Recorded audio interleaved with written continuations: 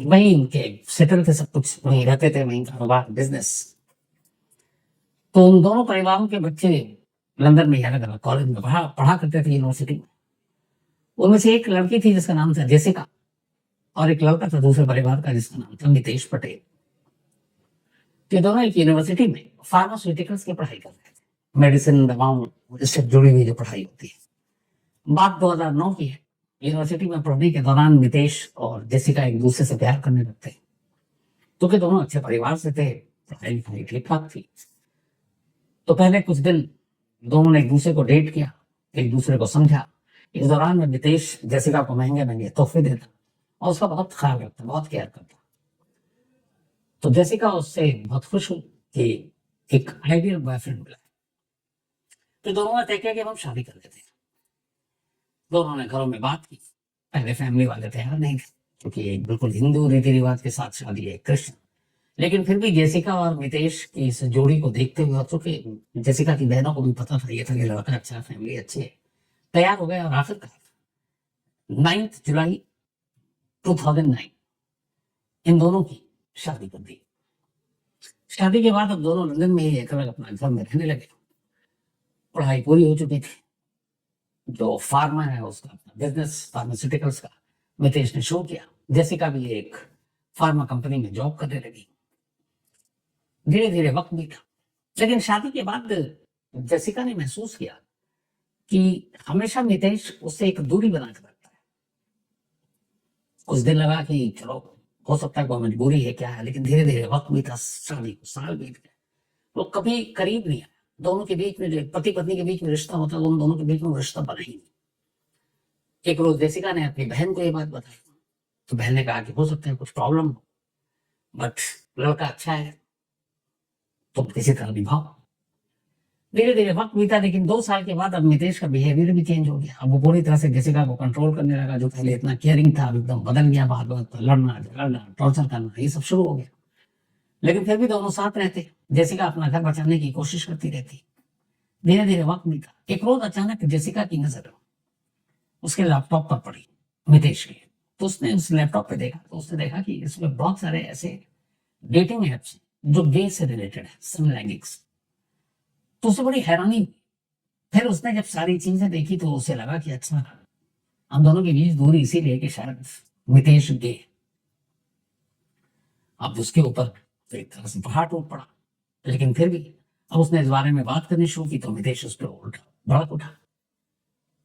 अब इसी तरह से जिंदगी की गाड़ी आगे बढ़ रही थी। इसी दौरान में मितेश ने अपना एक फार्मा का एक बिजनेस अपने हिस्से से शुरू किया, और जहां पे रहता था वहां से करीब 60 मील दूर उसने एक नया घर लिया, और पति पत्नी दोनों वहीं शिफ्ट हो गए। वहां जब शिफ्ट हुए तो फिर मेहमानों आने जाने का सिलसिला लगा। उन्हीं में से एक डॉक्टर अमित थे। डॉक्टर अमित मितेश के दोस्त थे, और वो अक्सर उसके घर आया करते, देर देर तक घर पे ठहरते। और अमित और मितेश की उम्र लगभग हम उम्र थे। एक रोज अचानक जेसिका ने मितेश का मोबाइल घर पे ही था, वो घर के अंदर ही था, वॉशरूम में। उसने मोबाइल उठाया तो देखा टेक्स्ट मैसेज पढ़ा। तो डॉक्टर अमित ने मैसेज भेजा था। मैसेज पढ़कर होश उड़ गया जेसिका के। उस मैसेज में वैसी सारी बातें लिखी थी जो एक लड़का और लड़की जब एक दूसरे को प्यार करते हैं तो उस तरीके से साथ जिंदगी बसाना है, ये। अब जेसिका को लगा कि ये क्या है। फिर उसने रिकॉल करना शुरू किया कि अक्सर अमित उसके घर आता है, देर देर तक रहता है, दोनों एक कमरे में रहते हैं, और वो उसके साथ बैठता नहीं है। जब कभी फोन आता है तो वो दूसरे कमरे में चला जाता है, छत पर चला जाता है, उसके सामने फोन पर बात नहीं करता। टेक्स्ट मैसेज उसने वैसे ही देख रखे थे, डेटिंग ऐप उसने वैसे ही देख रखे थे। ये सारी चीजें मिलाकर धीरे धीरे इतना बढ़ गया कि अब दोनों में भयानक झगड़ा होना शुरू हो गया। इसी दौरान में बड़ी खामोशी से एक रोज मितेश पटेल ने जेसिका के नाम पे 2 मिलियन का इंश्योरेंस कर दिया। 2 मिलियन का इंश्योरेंस कराया, और ये इंश्योरेंस करा के रख लिया। उधर अमित के साथ उसकी बातचीत जारी थी, घर में झगड़ा बढ़ रहा था। लेकिन 2016 में अचानक डॉक्टर अमित को कोई जॉब मिला, और वो लंदन से ऑस्ट्रेलिया चला गया। अब जब ऑस्ट्रेलिया गया तो बड़े मितेश अमित दोनों बड़े उदास, बिल्कुल एकदम गर्लफ्रेंड और बॉयफ्रेंड जैसे कि बिछड़ रहे हैं, जुदाई का वक्त है। लेकिन वो चला गया। अब ये हुआ कि अब मुलाकात तो नहीं होती, लेकिन दोनों घंटों फोन पे लगे रहते, टेक्स्ट मैसेज पे लगे रहते, व्हाट्सएप पे लगे रहते। और ये सारी चीजें जेसिका को पसंद मतलब मालूम थी। अब लगभग शादी को 9 साल बीत चुके थे, 2018 आ गया था। 2017 से जेसिका ने अपनी बहनों से कुछ बातें शेयर की, तो उन्होंने कहा देख, हो सकता है कि कुछ बदलाव आ जाए, तो एक काम कर, आजकल दुनिया में बहुत सारे ऐसे लोग हैं जो माँ बाप नहीं बनते, साइंस ने रास्ता खोल रखा है। तो एक IVF भी एक जरिया है, बहुत सारे लोग हैं जो माँ बाप बनते हैं, जो टेस्ट ट्यूब होता है, तो उसके जरिए आप बन सकते हैं माँ। तो IVF के थ्रू बहुत सारी गोदें भरी गई हैं। तो जेसिका को समझाया कि शायद तेरी गोद अब तक सोनी है, घर में कोई है नहीं, इसलिए भी मितेश इधर उधर भटक रहा है। एक बार अगर घर में बच्चा आ जाए तो शायद वो भी बदल जाए। अब लेकिन हो कैसे, दोनों के बीच में पति पत्नी के संबंध कभी बने नहीं 9 साल में। तो कहा कि साइंस बहुत तरक्की कर गया, बहुत सारे जरिए हैं, और जैसे लोग माँ बाप बनते हैं, सोनी गोद आबाद हो जाती है, उसी में से एक IVF है, टेस्ट ट्यूब बेबी। आपने इसके बारे में सुना ही होगा।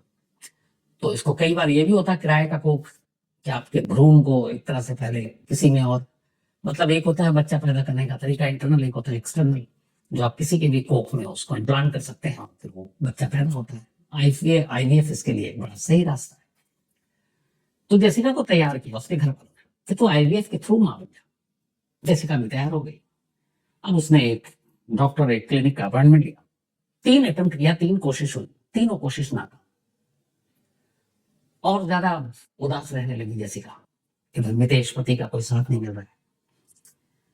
लेकिन मितेश हमेशा उसके IVF वाला जब भी वो सेटिंग होती वो जरूर जाता था, और इस बात से बेखबर थी जेसिका कि ये क्यों जाता है, इतना उस वक्त केयर क्यों करता है। तो जब जब जाता बहुत ध्यान रखता। आखिरकार 4th अटेम्प्ट में, चौथी कोशिश में, ये बात है 9 मई 2018, 9 मई 2018, 4th अटेम्प्ट जब हुआ IVF का, चौथी कोशिश में, वो सक्सेसफुल हो गया, कामयाब हो गया। डॉक्टर ने कहा कि अब भ्रूण मिल चुके हैं 3, और उसको अब जो बेबी टेस्ट ट्यूब होता है उसमें रख दिया गया, और 1 महीने के बाद इसको इम्प्लांट कर देंगे जेसिका की कोख। तो उसके बाद फिर वो प्रेग्नेंट होगी, फिर डिलीवरी होगी। तो जेसिका पहली बार बहुत खुश, 9 मई 2018, कि चलो IVF के थ्रू अब कम से कम उसकी सोनी गोद भर जाएगी। इधर मितेश भी बड़ा खुश, घर वालों को भी पता चला जेसिका के, वो लोग भी सब खुश। 10 मई को, बल्कि इसके बाद 9 मई को ये खबर आई, 10 मई को जेसिका अपने घर गई, लोगों से मिली। अब ये हुआ कि चलो सब ठीक हो जाएगा, मितेश भी बदल जाएगा, उसके बाद वो घर गए। लेकिन 4 दिन बीतते हैं, 14 मई की तारीख आती है। 14 मई की शाम 7:10 जेसिका अपने जॉब से वापस घर लौटती है, जिस फार्मेसी की कंपनी में वो काम करती थी। जब वो घर लौटती है तो उसके बाद फिर उसका कुछ पता नहीं चलता। थोड़ी देर के बाद मितेश घर पहुंचता है। जब घर पहुंचता तो देखता है कि जेसिका के हाथ पैर मुंह डक्ट टेप से बंधे हुए हैं, पूरे जिस्म से खून बह रहा है, घर का सारा सामान बिखरा पड़ा है। तो वो फौरन इसके बाद 8:22 पर पुलिस को फोन करता है, और कहता है कि मेरे घर में कुछ लुटेरे आए और उन्होंने सारा घर लूट लिया, और मेरी वाइफ इंजर्ड है। फौरन पुलिस की टीम पहुंचती है, जेसिका को अस्पताल ले जाया जाता है, लेकिन जेसिका की मौत हो जाती है। जेसिका कोई बयान भी नहीं दे पाती, और फौरन जेसिका के घर वाले पहुंचते हैं, सारे वहां पे आए। उसके बाद अब मितेश की रो रो कर बुरा हाल। जेसिका की जितनी सिस्टर हैं, दो, वो जेसिका के फादर अब मितेश को कंसोल कर रहे हैं, उसको दिलासा दे रहे हैं, उसके कंधे पर हाथ रख रख कर उसे चुप करा रहे हैं, लेकिन वो बेतहाशा बोल रहा है। अब बात यही हो रही है कि अभी 2-4 दिन पहले खुशी मिली कि ये लोग बाप बनेंगे, मां बनेंगी, और ये हादसा हो गया। तो घर वालों ने पूरा दिलासा दिया, उसको कंट्रोल करने की कोशिश की। घर वालों को कोई कहीं से ये भी नहीं था कि कोई शक की गुंजाइश भी हो। घर के सामान सब इधर उधर बिखरे पड़े हुए थे, कुछ पैसे या बाकी चीजें लूट ली गई हैं।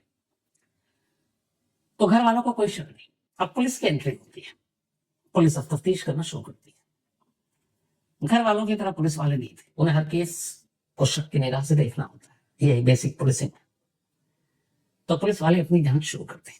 जब जांच शुरू करते हैं तो सबसे पहले देखते हैं कि इस घर में कोई फोर्सफुल एंट्री नहीं, मतलब कोई अंदर या बाहर जबरदस्ती नहीं आया। दूसरी जो चौंकाने वाली चीज आती है वो ये कि इस घर के अंदर और बाहर किसी भी सीसीटीवी कैमरे में कोई तीसरा शख्स आता जाता दिखाई नहीं दिया। अब पुलिस मितेश के मोबाइल और उसको चेक करते हैं, उससे बयान लेते हैं। तो मितेश कहता है कि मैं उस दिन घर पर था, मैं 7:07 बजे के आसपास ही घर पहुंच चुका था। मेरे कुछ देर के बाद जेसिका घर पहुंची, उसने कहा मुझे पिज्जा खाना है। मैं उसके बाद पिज्जा हाउस निकल गया घर से, वहां जाकर पिज्जा का ऑर्डर दिया। फिर मैंने जेसिका को टेक्स्ट किया कि तुम्हारा ऑर्डर लेकर आ दूं, और वो सही कह रहा था, उसने टेक्स्ट भी किया था उसी टाइम पे। पुलिस ने सीसीटीवी फुटेज देखा उस पिज्जा हाउस का, वहां पे वो मौजूद है, पिज्जा ले रहा है। लेकिन उस कैमरे में एक अजीब चीज दिखी, वो ये कि वो पिज्जा की डिलीवरी जितनी जल्दी हो जाती है, उस दिन बहुत लेट हो रहा है। बल्कि पिज्जा रखा हुआ है, वो उठा नहीं रहा, घर जा नहीं रहा, गप्पे मार रहा है, टाइम पास कर रहा है। प्लस पुलिस वालों को लगा कि इतना फालतू टाइम जिसके पास होता है, इसको पिज्जा मिल चुका है, लेकर जाए, घर जाएगा, फौरन खाएगा, यहाँ ये वक्त जाया कर रहा है। तो ये टाइमिंग जो थी वो पुलिस वालों को पहला डाउट क्रिएट करती है। सीसीटीवी फुटेज में कोई आना और जाना इन दोनों के अलावा उस घर में किसी की एंट्री नहीं है। अब पुलिस घर की तलाशी लेती, जब तलाशी लेती तो चूंकि फार्मेसी का काम था, पुलिस ऊपर के फ्लोर पे जाती है। वहां एक डक्ट टेप मिलता है जिसमें से कुछ फटे हुए थे। अब पुलिस ध्यान देती है कि जो जेसिका के मुंह और हाथ पर डक्ट टेप बंधा हुआ था वो उसी डक्ट टेप का हिस्सा था। तो अब इसका मतलब ये हुआ कि ये घर के अंदर के ही किसी शख्स का काम है, क्योंकि बाहर से तो कोई आया नहीं। अब ये सारी चीजें जब देखी तो फिर पुलिस ने जो सबसे इंपॉर्टेंट चीज थी वो ये था कि अब आजकल आप मोबाइल और हेल्थ ऐप्स भी फोन में होता है। वहां की पुलिस को एक चीज टाइमिंग के हिसाब से ज्यादा थी। टाइमिंग ये कि 7:02 के आसपास जेसिका घर आई थी, उसके बाद ये पहुंचता है वहां, फिर ये 8:22 पर पुलिस को फोन करता है। तो ये सारी चीजों के बीच में करीब करीब 40 मिनट का हेर फेर है। 40 मिनट के बाद पुलिस को फोन किया गया, मतलब 40 मिनट के अंदर सब कुछ हो गया। तो पुलिस ने उस 7:02 से लेकर 7:40 के दरमियान क्या क्या होता है उसके हिसाब से घड़ी में मितेश से, और उस घड़ी को लेकर कुछ और नहीं, वो सीधे गए हेल्थ ऐप में। अब कमाल देखिए आजकल छोटी छोटी चीजें कितनी बड़ी क्राइम को सॉल्व करने में मदद करती हैं। उस हेल्थ ऐप में देखा, हेल्थ ऐप में आपके डेली का जो भी रूटीन होता है, जैसे कल मैं कितना वॉक किया, कितना दौड़ा, कितने देर दौड़ा, कितनी कैलोरी बर्न की, वो सारा डिटेल होता है। वीकली चार्ट भी आता है, डेट के हिसाब से अपना देख सकते हैं, आप सभी देखते होंगे। तो पुलिस ने उस हेल्थ ऐप को खोला, उसकी हिस्ट्री में गए और टाइमिंग देखी, डेट 14 मई 2018, 7 to 7:14। जब देखा तो अचानक बीच में पुलिस ने देखा कि करीब 10 मिनट तक उस हेल्थ ऐप में ये दिखा रहा है कि इसकी धड़कनें बहुत तेज थी, और ये तेजी से सीढ़ियां से ऊपर नीचे जा रहा, क्योंकि आपका जो वो होता है मूवमेंट हेल्थ ऐप के जरिए कि आप कितना तेज भाग रहे हो, स्लो भाग रहे हो, सीढ़ियां चढ़ रहे हो, स्टेप कितनी है, तो सारी चीजें होती हैं। तो उसमें यह था कि ये लगातार ऊपर नीचे दौड़ रहा है। अब घर के अंदर कोई शख्स क्यों दौड़े, कि घर के अंदर सीढ़ियों पे सिर्फ या तो एक्सरसाइज बाकी करे, बाकी का पिछड़ा कोई चार्ट नहीं है, ऐसा कोई हिस्ट्री नहीं है। लेकिन उस दिन का जिस दिन ये मर्डर हुआ, 39 मिनटों में 10 मिनट घर के अंदर उसके दौड़ने की हेल्थ ऐप रिकॉर्ड दिखा रहा है, डेटा दिखा रहा है। अब डक्ट टेप ऊपर था, ऊपर के सामान भी ये सारी चीजें तहस नहस की गई थी, फिर ये नीचे लाश नीचे थी, तो कई बार ऊपर आना जाना हुआ होगा, और उसी आने जाने के दौरान उसके सारे जो पल्स और ये सारी रेट और सारी चीजें उसके हेल्थ ऐप में रिकॉर्ड हो गई। इसको जब पुलिस ने देखा, उसके बाद सीधे कत्ल के तीसरे दिन 14 मई को ये कत्ल हुआ, 17 मई को, जब CCTV footage, no entry, forceful entry कोई थी नहीं, बाहर से कोई आया नहीं, पिज्जा शॉप पे वक्त बर्बाद करना, और सबसे बड़ा सबूत हेल्थ ऐप, उन 10 मिनटों में इसके धड़कनों की रफ्तार, जो दौड़ रही थी, भाग रही थी, इन सबूतों को सामने रखकर पुलिस ने मितेश को अपनी ही बीवी जेसिका के कत्ल के इल्जाम में गिरफ्तार कर लिया।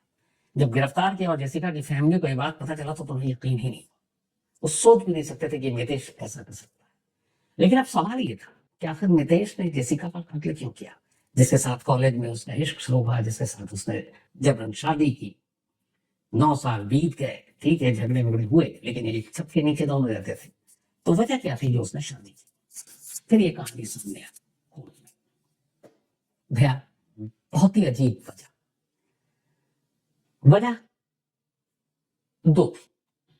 पहली, पैसे से भी ऊपर, जब डॉक्टर अमित मितेश की जिंदगी में आए तो इन दोनों ने तय किया कि अब हम दोनों एक साथ रहेंगे और हम अपना परिवार बनाएंगे। दो गे हैं तो बच्चे बच्चे तो हो नहीं सकते, लेकिन इनका ये था कि बहुत सारे यूरोप और बाकी देशों में तो आपको पता ही है, लड़का लड़के एक दूसरे से शादी करने हैं, लड़की लड़की एक साथ में, उसको कानूनी मान्यता मिलेगी, अपने देश में नहीं है।